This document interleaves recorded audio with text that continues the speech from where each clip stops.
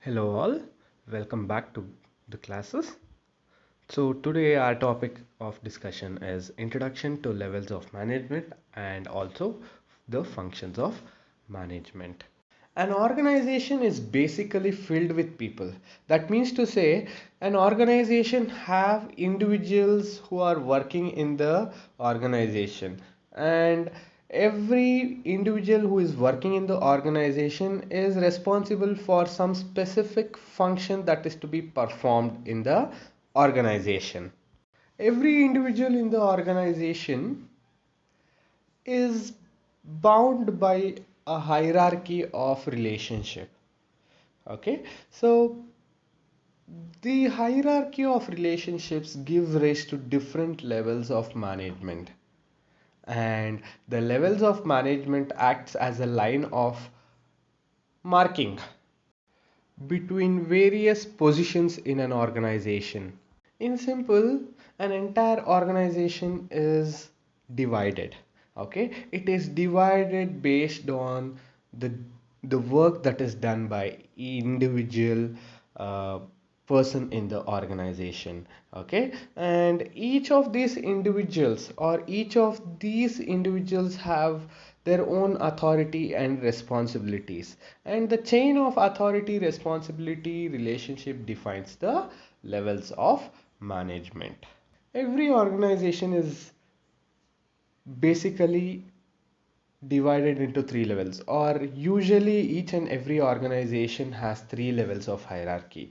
First one is top level management, second one is the middle level management, and third is the lower level management. Okay, so let us let us see what top level management means, what middle level management means, or what lower level management means. Okay, so let us go to the top level management now. Top level management consists of topmost people of the organization.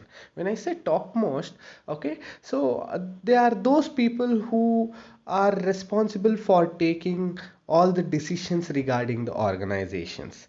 Okay, so in our college, for instance, that is for example, in our college, the principal is the top level management. Okay, so our principal sir is going to be the top level management, and he will be responsible for taking decisions regarding the organizations, and he is also responsible for setting up of objectives, formulation of plans and policies, coordinating the resources, and looking at the welfare and survival of the organization. The top level management includes chairman, chief executive officers, COO, that is chief operating officers, president, vice presidents, and other such individual who are heading the different functional levels in the organization. Okay, so these people are responsible for taking major decisions in the organization. Now let's see what middle level management is. This middle level management is basically a link between the top level management or top level managers and the lower level management or lower level managers. Okay, so these people are basically concerned with implementing and controlling the plans and strategies of the organization, or plans and strategies that is formulated by the top level management of the organization. The top level management is concerned with setting up of objectives, and once the objectives are set, top level management sends these objectives to the middle level management. And now it is the duty of the middle level management to analyze the objective, or to analyze a plan, or to analyze an objective. Once they analyze the objectives, they need to send this objective to the lower level management, and have to clearly state the objectives to the lower level management. Their main task is to carry out all the plans that is formulated by the top level management, or top managers of the organization. Okay, so first thing that they need to do is they need to interpret the policies that is framed. They have to ensure that their department has necessary people. They are also concerned with assigning the duties and responsibilities to the subordinates, also motivate them to achieve the desired goals and objectives, and also cooperate with each and every department in the organization for smooth functioning. And they are also responsible for all the activities of the lower level management. Remember, I told you principal of our college belongs to the topmost level of the management of the college, and the middle level management is occupied by the head of the department of the colleges, that is HOD. Okay, in our case HOD is Ramkrishna sir. So Ramkrishna sir is the belongs to the middle level management of our college. Okay, remember I had told you. Okay, so principal belongs to the top level management in our organization. So principal is basically concerned with setting up of objectives. That means to say, let us assume the main objective of organization for this year is to secure 100% results in science as well as commerce.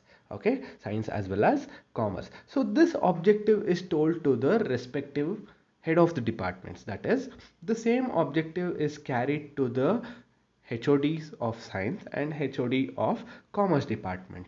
Okay, so our commerce department is headed by Ramkrishna sir. So RK sir belongs to the middle level management, where RK sir gets orders from the top level management and is going to carry the same orders to the lower level management. That is why the middle level managers or middle level management acts as a link between the top level management as well as to the lower level management. Now it becomes the duty of the middle level manager or the managers of middle level to get the work done from the lower level management people. How can we do that? Okay, so basically by assigning the duties and responsibilities to the people working in the lower level management or the subordinates of middle level management, and also motivate them to achieve the desired goals or objectives that is given by the top level management of the organization. Now let's see what lower level management is. The lower level management is also known as supervisory or operational management. The lower level management people are responsible for implementation of the plans that is basically developed by the topmost level or topmost management of the organization based on the instructions that is given by the middle level management, and they are the lowest level in the hierarchy of the organizations with very limited authority with them. Okay, so the lower level of management mainly focuses on directing and controlling the activities of the organization. They include the supervisors, foremen, line managers, etc. The lower level management people are basically subordinates to the middle level management managers. Okay, so they are mainly concerned just with whatever the work that is given by the middle level management and top level management, and they don't have any decision making authority with them. So again, coming back to our example, principal belongs to the top level management.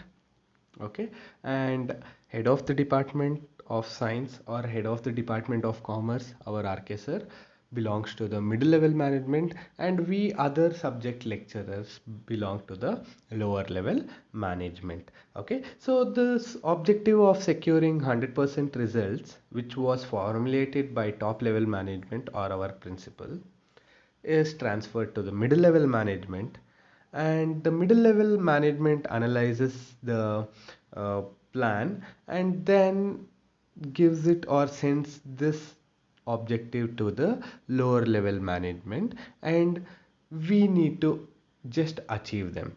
Okay, we cannot give any clarifications or we cannot give any other suggestions, but we just need to act according to the top and middle level managers.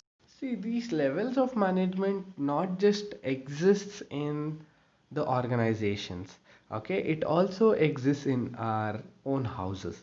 For example, our grandparents will be the top level management, parents will be the middle level management, and we people or us will be the low level management. Okay, we just need to listen to our parents and grandparents, and we cannot give them any suggestions or anything as such. We just need to listen to whatever they say. So this is all about the levels of management. Now let us go to our next topic, that is functions of management. The main aim of every management will be to achieve some organizational goals while using the uh, available resources in the most effective manner. Okay, so in order to get the desired goals or in order to achieve things, the management performs certain functions like planning, organizing, staffing, directing, and controlling. Okay, so these are the functions of management. Now let us see what each of the function means. Okay, so let us first discuss what is planning, then go to organizing, then see what is staffing, then directing, and then controlling. So now let us first directly go to the meaning of planning. Okay, so what is planning? Basically, planning is nothing but just deciding in advance what is it to be done, how is it to be done, and who is to do it. It is the first and foremost function of the management. Okay, who is doing this planning work? The planning is basically done by the top level management people. Okay, so which means to say planning implies setting up of objectives and developing a way to achieve the objectives effectively and efficiently. So let us assume we have a car manufacturing industry. So what is the first thing we do? We plan. What do we plan? Okay, so this year our plan is to produce 10,000 cars. Okay, so what is our plans? Our plan is to produce 10,000 cars in this 1 year. Okay, so we are deciding in advance. Okay, we are deciding in the month of January itself that we are going to produce 10,000 cars by the end of December 31st, 2021. This is called planning. Now let us see the next function of management. Organizing is nothing but bringing together the manpower and other resources, that is men, money, machines, materials, etc., and putting them into working order for achievement of the objectives that is laid down in the enterprise. If you remember in our example, we had a plan of producing 10,000 cars per year. How to produce these cars? Anyways, we have set the objectives to produce 10,000 cars. How do we do it? Okay, so we need to first bring the raw materials, we need to construct a factory, we need to bring raw materials, we need to get the required machineries, we need to get required people, and all these things. And all these activities is known as organization. In simple, bringing together all the resources and putting them into working order is known as organizing. Let us go to the next function. The next function is staffing. Staffing is basically concerned with finding right people for the right job in the organization. Okay, so for example, let us okay, in our example we had a plan to produce 10,000 cars, and now that we have all the raw materials, machines, money, etc. Okay, so we have built a factory, we have particular machinery, we have raw materials and everything. Now my question is, can the organization or can the factory run the machines by itself? No, right? Okay, so to run the machines you need certain people in the organization. Okay, so this is called as staffing. Okay, so bringing people to the organization to work is called as staffing. And it you need to decide what kind of people is required in your organization, whether you require skilled laborers or unskilled laborers or semi-skilled laborers in the organization. Every job in the organization will have its own requirements. For example, to run a machinery, you need to have a skilled labor or at least a semi-skilled labor who knows little operations of the machineries in the organization. Okay, so for accounts department, you need to have an accounts personnel or accounting staff who have fair idea about accounts. Okay, and things like this. Okay, so you need to know what kind of staff is required for what job, and then you need to select people accordingly in the organization. Now let us go to our next function. The next function will be directing. Directing is basically concerned with all those activities which deal with instructing, influencing, guiding, motivating, and supervising the subordinates in their work. It is considered as a life spark of the organization which sets it in motion the action of the people. Okay, so basically these middle level managers or the middle level management directs the lower level management or lower level managers to complete a task. It involves managers to basically use their leadership qualities to influence the subordinates to complete the work effectively and efficiently. Sometimes these middle level managers or the managers have to praise their employees, have to give positive criticism, guide them, which helps the employees to achieve their best in the organization. This is called as directing. Our next and the last function of management is controlling. Okay, so controlling is basically concerned with seeing that all the activities of the organization are being conducted in accordance with the plans.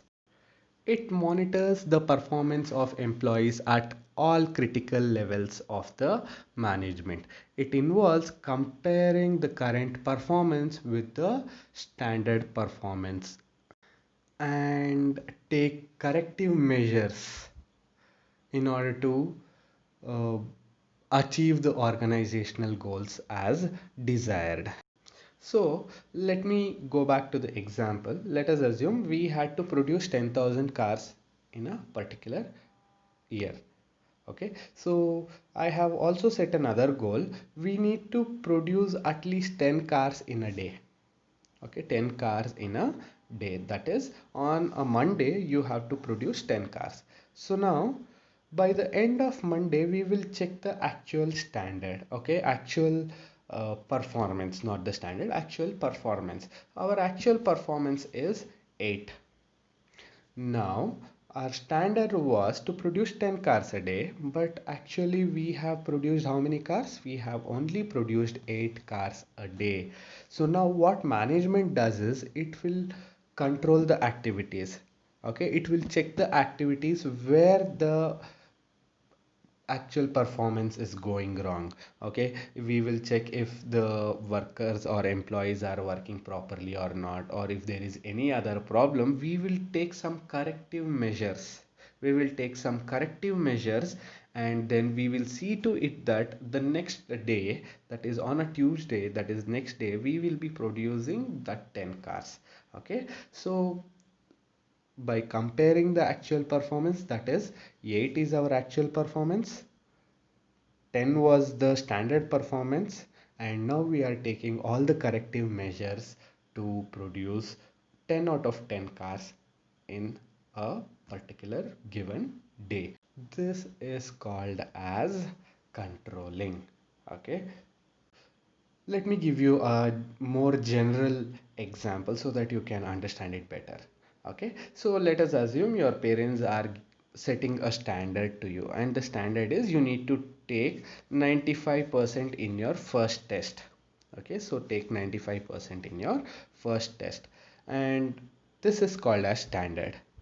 Okay, now after the first test you get some marks and we will see your percentage. Now the standard was 95%, but you have secured only 85%. Okay, so this 85% is called as actual performance. Now your parents are comparing the standard that is set by them and the performance of your test. The standard was 95%, but your performance is just 85%. So now they take all the corrective measures. They will analyze what was wrong, whether the standard that is set by them was more, or whether you were playing games in your mobiles, or whether you were watching TV serials, or whether you were wasting time with your friends. All these things they will analyze, and they take corrective measures in order to reach the standard of 95%. This is known as controlling. Now we have come to the end of this topic. Thank you.